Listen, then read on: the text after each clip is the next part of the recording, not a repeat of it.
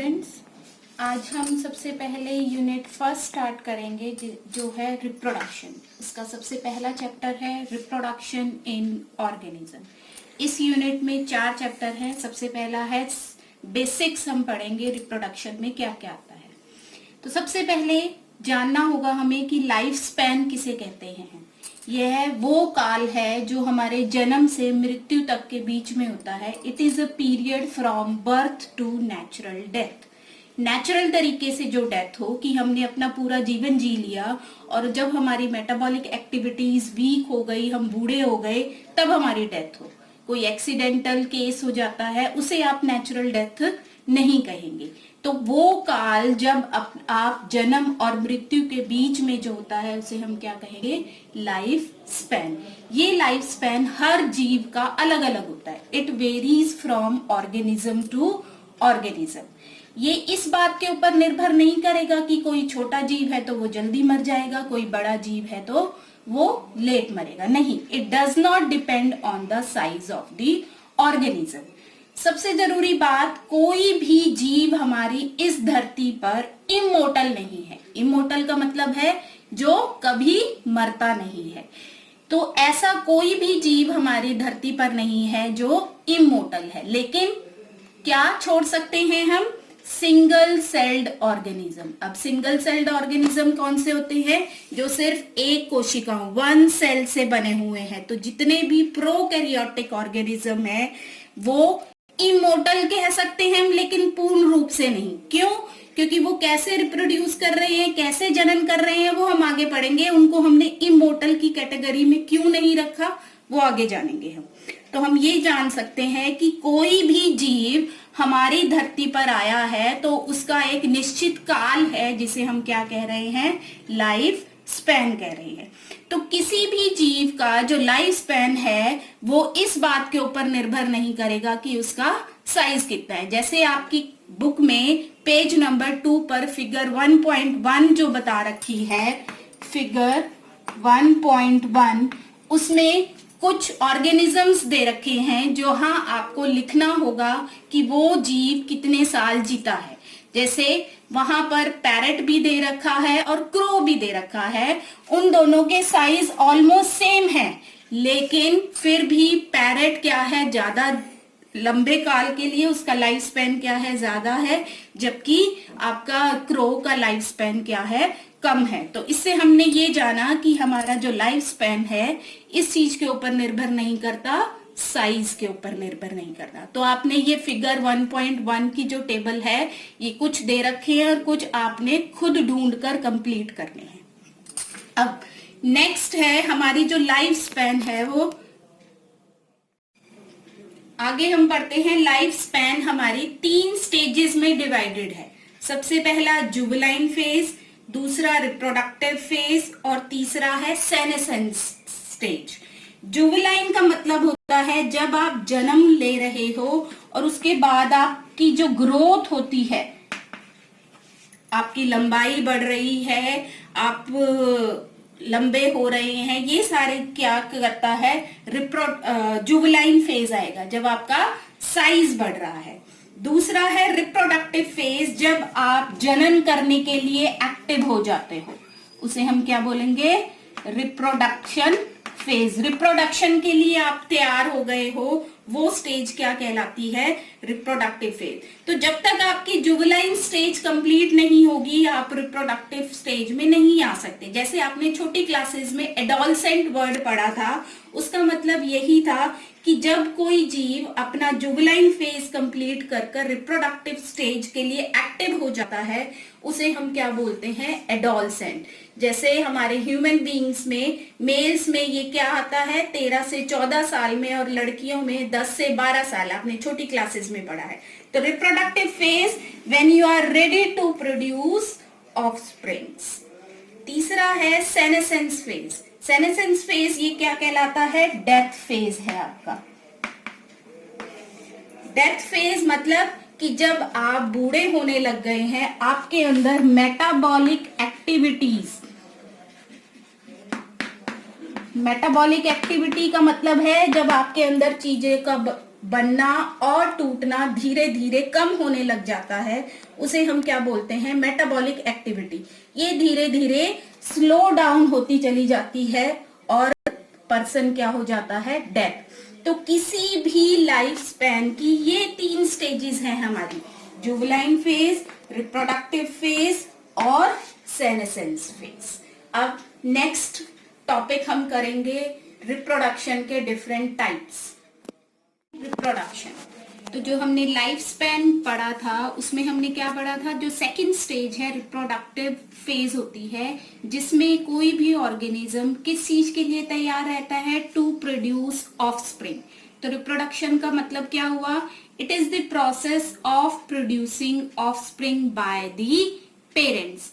तो पेरेंट्स से जो नए बच्चे जन्म लेते हैं उस क्रिया को हम क्या बोल रहे हैं, रिप्रोडक्शन बोल रहे हैं। तो रिप्रोडक्शन की जरूरत क्यों पड़ी हमें, सबसे पहली जरूरत क्या है, जीवन काल को बनाए रखने के लिए, to maintain continuity of life. दूसरा, इट हेल्प स्पीशीज, स्पीशीज मतलब प्रजातियां, वो हमारी प्रजातियों को हर एक जनरेशन से अगली जनरेशन में पहुंचाने में मदद करता है। कौन, रिप्रोडक्शन। तो ये हमारी 2 जरूरतें हैं कि रिप्रोडक्शन हम क्यों पढ़ रहे हैं और क्यों हमारे जरूरी है ये। एक तो हमारा जीवन काल बना रहेगा और हमारी प्रजातियां सुरक्षित रहेंगी ताकि वो नई नई जनरेशंस उत्पन्न कर सकें। तो रिप्रोडक्शन करने के हमारे पास 2 तरीके हैं, एक एसेक्सुअल रिप्रोडक्शन और दूसरा है सेक्सुअल रिप्रोडक्शन। एसेक्सुअल रिप्रोडक्शन मतलब जिसमें केवल एक ही पेरेंट इन्वॉल्व होगा, एक पेरेंट से ही नेक्स्ट आपका ऑफस्प्रिंग प्रोड्यूस हो जाएगा। जबकि सेक्सुअल रिप्रोडक्शन क्या है, जिसमें 2 पेरेंट्स इन्वॉल्व होते हैं टू प्रोड्यूस ऑफस्प्रिंग। ये सिंपल मोड ऑफ रिप्रोडक्शन है, जबकि आपकी सेक्सुअल मोड ऑफ रिप्रोडक्शन क्या है, कॉम्प्लेक्स प्रोसेस है। इन सबके डिटेल्स हम धीरे धीरे करेंगे। सबसे जरूरी है एसेक्सुअल रिप्रोडक्शन, जिसमें एक ही पेरेंट इन्वॉल्व हो रहा है। एक पेरेंट इन्वॉल्व होने का मतलब है कि मान लो ये आपका एक ऑर्गेनिज्म है, इसी से आपके अगले ऑफस्प्रिंग प्रोड्यूस हो जाएंगे, तो इसलिए हम इसको क्या कह रहे हैं, सिंगल पेरेंट इन्वॉल्विंग रिप्रोडक्शन।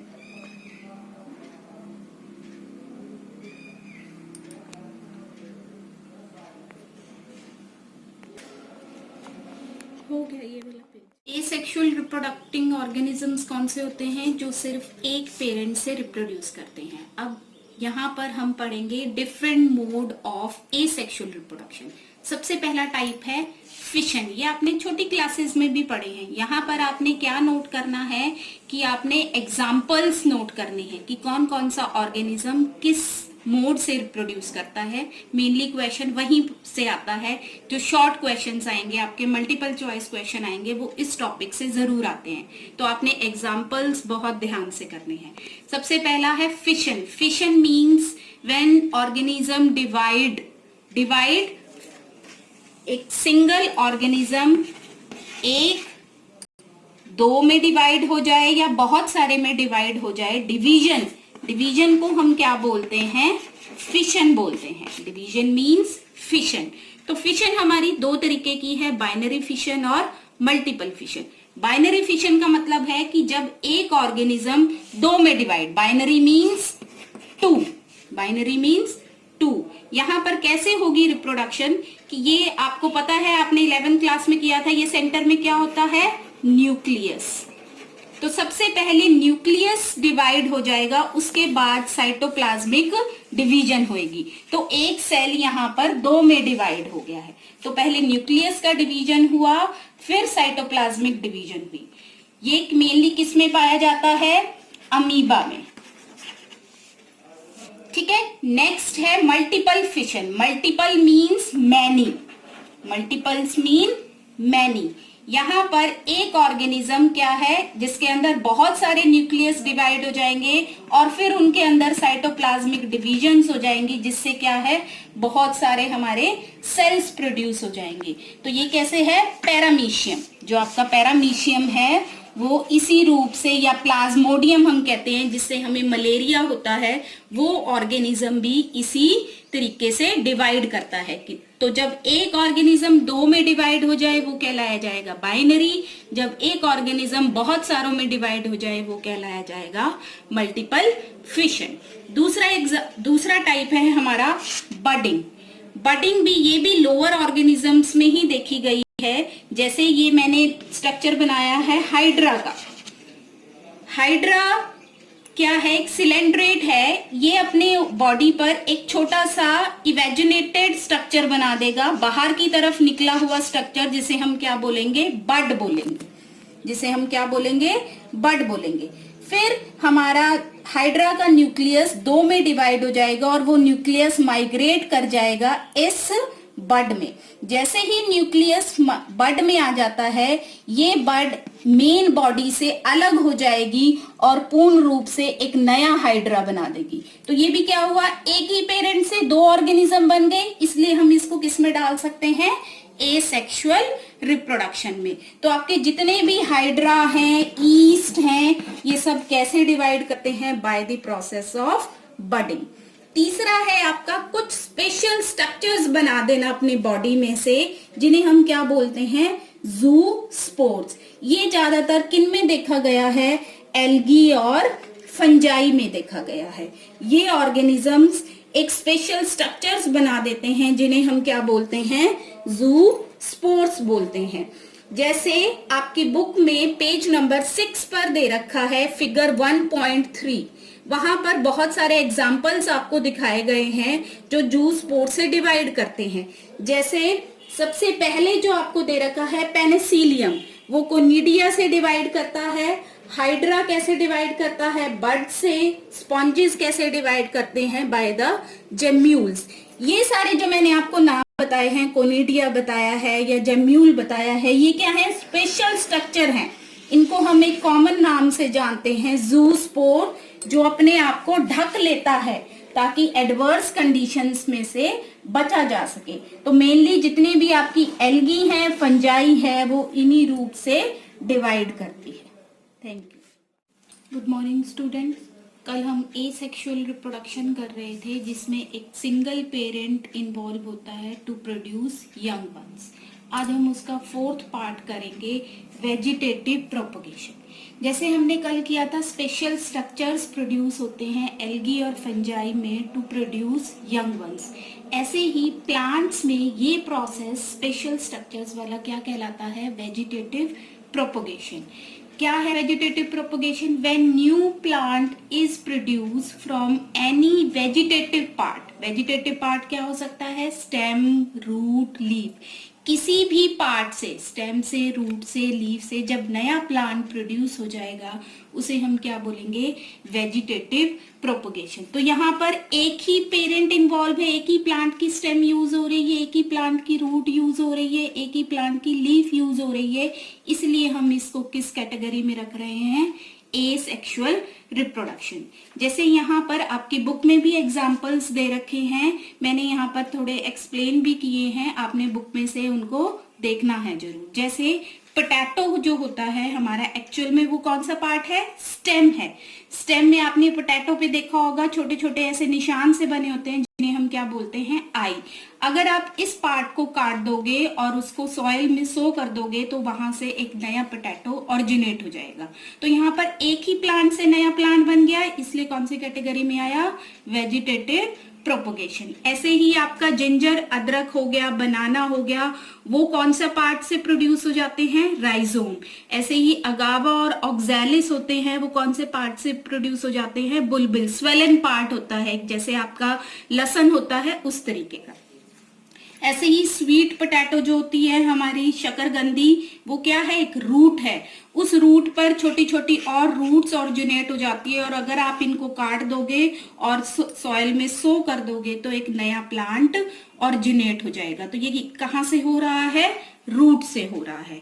ऐसे ही ब्रायोफाइलम हो गया आपका, लिलियम हो गया, ये दो एग्जाम्पल है जहां पर नया प्लांट कहाँ से बन रहा है, लीफ से बन रहा है। लीफ के ही ऊपर छोटे छोटे स्ट्रक्चर्स डेवलप हो जाते हैं, बड।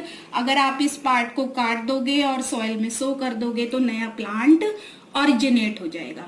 तो यहाँ पर आप देख रहे हो हर एग्जाम्पल में एक सिंगल पेरेंट से ही नया प्लांट बन रहा है, इसलिए ये कौन सी कैटेगरी में आएगा, एसेक्सुअल रिप्रोडक्शन में आएगा। तो अब प्लांट्स में ये होने से क्या फायदा होगा, क्या एडवांटेजेस हमें दिखाई दे रही हैं वेजिटेटिव प्रोपगेशन की, कि सबसे पहला है many plants can be produce. एक ही प्लांट से आप क्या है बहुत सारे, अब जैसे हम देख रहे हैं इस पोटैटो में मान लो 5 आई डेवलप हो रही हैं, तो आप इसी प्लांट से क्या है 5 नए पौधे बना सकते हो। तो एक ही प्लांट से बहुत सारे प्लांट्स प्रोड्यूस हो जाते हैं। दूसरा, इट इज इजियर और रैपिड। रैपिड का मतलब एकदम से ज्यादा मात्रा में आप प्लांट्स को उगा सकते हो। इजियर आसान है, इसमें कोई नॉलेज इन्वॉल्व नहीं होती, आप सिंपल कोई भी कर सकता है। तीसरा, good characters can be preserved. Good characters का मतलब है जो उस फसल की विशेषता है आप उसको इससे मेंटेन कर सकते हो। क्यों? क्योंकि एक सिंगल पेरेंट ही इन्वॉल्व है, उसमें जो भी विशेषताएं हैं वो अगले हिस्से में चली जाएगी।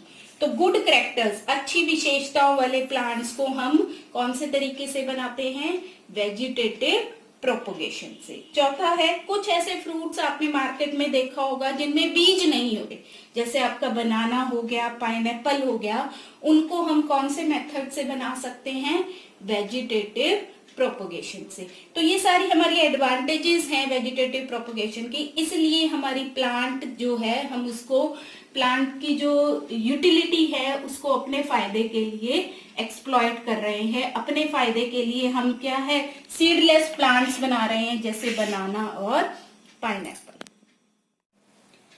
तो अभी तक हमने किया एसेक्सुअल रिप्रोडक्शन क्या है, जहां पर सिंगल पेरेंट्स इन्वॉल्व है। फिर हमने उसके डिफरेंट टाइप्स की थी, जैसे फिशन हो गया, बडिंग हो गया, आपका स्पेशल स्ट्रक्चर्स हो गया और वेजिटेटिव प्रोपगेशन। अब हम देखते हैं एसेक्सुअल रिप्रोडक्शन की क्या एडवांटेजेस हैं। सबसे पहली है large number of young ones can be produce. एक ही टाइम में बहुत सारे यंग वंस को प्रोड्यूस किया जा सकता है। जैसे आपने कल मल्टीपल फिशन में देखा था कि एक ही सेल के से क्या है बहुत सारे नए सेल्स हमारे डेवलप हो गए थे। दूसरा, young ones are similar to parents. वो बिल्कुल आइडेंटिकल होते हैं बच्चे जो एसेक्सुअल रिप्रोडक्शन से प्रोड्यूस होते हैं। आइडेंटिकल, आइडेंटिकल का मतलब आगे अभी हम देखेंगे। तो यंग वंस जैसे हमारे पेरेंट्स दिखाई देते हैं बिल्कुल वैसे ही दिखते हैं किसमें, एसेक्सुअल रिप्रोडक्शन में। तो इसमें बहुत सारे यंग वंस प्रोड्यूस हो रहे हैं, उससे क्या फायदा होगा, it help in dispersal of species. दूर दूर तक क्या है प्रजातियों को फैलाया जा सकता है। तो ये 3 एडवांटेजेस हमने देखी किसकी, एसेक्सुअल रिप्रोडक्शन की। तो इसी में हमने एक बात करी थी आइडेंटिकल। आइडेंटिकल का मतलब क्या होता है, those individual that are genetically and morphologically similar to their parent, उन्हें हम क्या बोलते हैं, आइडेंटिकल बोलते हैं। जेनेटिकली का मतलब क्या है यहाँ पर, उनका डीएनए, क्योंकि हर सेल किस चीज से बना हुआ है, डीएनए से बना हुआ है। तो उनका डीएनए, मॉर्फोलॉजिकल का मतलब क्या है, बाहरी स्ट्रक्चर, रंग रूप जो है उसका, उसको हम क्या बोलते हैं, मॉर्फोलॉजी बोलते हैं। तो यहाँ पर एसेक्सुअल रिप्रोडक्शन से प्रोड्यूस होने वाले ऑर्गेनिज्म कैसे होंगे, जेनेटिकली मतलब उनका डीएनए, क्योंकि एक ही पेरेंट से बना है वो। दूसरा, मॉर्फोलॉजी, उनका बाहर का ढांचा भी किसके जैसा होगा, बिल्कुल पेरेंट्स के जैसा होगा। ऐसे ऑर्गेनिजम्स को हम एक टर्म से बता सकते हैं जिसे हम क्या बोलते हैं, क्लोन। आपने सुना होगा क्लोनिंग। क्लोनिंग का मतलब क्या होता है, बिल्कुल पूरी रूप से एक वैसा ही ऑर्गेनिज्म बना देना, आइडेंटिकल ऑर्गेनिज्म। आइडेंटिकल का मतलब जेनेटिकली एंड मॉर्फोलॉजी, अंदर से भी वो वैसा ही है, डीएनए उसका वैसा ही है। मॉर्फोलॉजिकल, बाहर का ढांचा भी उसका वैसा ही है। तो जितने भी एसेक्सुअली रिप्रोड्यूसिंग ऑर्गेनिजम्स होते हैं, एसेक्सुअल रिप्रोडक्शन जहां पर होती है वो हमेशा कैसे ऑर्गेनिज्म प्रोड्यूस करते हैं, क्लोन जैसे आइडेंटिकल पेरेंट्स प्रोड्यूस करते हैं। कई बार क्वेश्चन आता है कि why the offsprings of asexual reproducing organisms are called clone.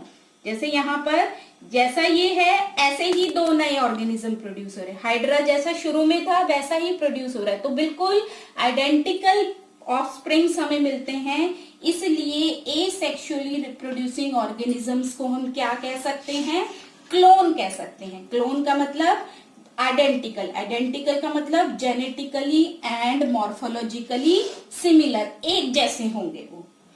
तो ये तो कुछ एडवांटेजेस थी हमारी एसेक्सुअल रिप्रोडक्शन की, लेकिन डिसएडवांटेज क्या है, ज्यादातर ऑर्गेनिजम्स कैसे रिप्रोड्यूस करते हैं हमारे एनवायरमेंट में, सेक्सुअली। क्यों? क्योंकि सबसे बड़ा नुकसान क्या है एसेक्सुअल रिप्रोडक्शन की, नो वेरिएशन। वेरिएशन का मतलब विभिन्नता, अंतर नहीं आएंगे। अगर अंतर नहीं आएंगे तो कोई भी ऑर्गेनिज्म आप अपने आप को एक बदलते पर्यावरण में स्थापित नहीं कर सकता। तो बदलते पर्यावरण में स्थापित करने के लिए क्या आना जरूरी है, वेरिएशन, जो एसेक्सुअल रिप्रोडक्शन से नहीं आती। तो सबसे पहला नुकसान क्या है, कोई विभिन्नता नहीं आएगी, नो वेरिएशन। दूसरा, नो चांस फॉर ऑफस्प्रिंग, जो बच्चे पैदा हो रहे हैं एसेक्सुअल रिप्रोडक्शन से, उनके पास कोई चांस नहीं रहेगा कि वो बदलते एनवायरनमेंट में अपने आप को स्थापित कर सकें। इसलिए इस तरह के जीव जल्दी मर जाते हैं। तो इसी वजह से एसेक्सुअल रिप्रोडक्शन से बेटर क्या है, सेक्सुअल रिप्रोडक्शन, जहां पर विभिन्नताएं आती हैं। विभिन्नताएं क्यों आती हैं, जब हम पढ़ेंगे जब एसेक्सुअल रिप्रोडक्शन।